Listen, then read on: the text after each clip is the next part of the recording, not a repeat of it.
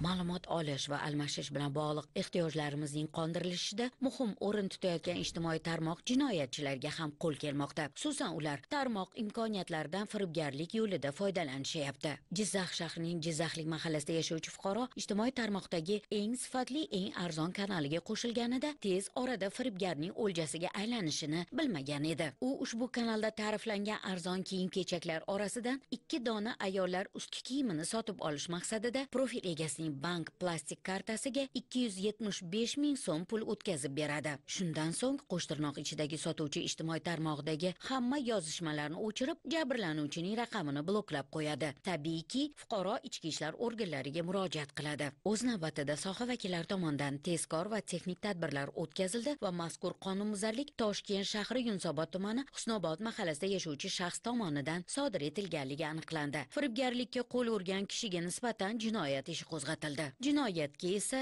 jazo muqarrar.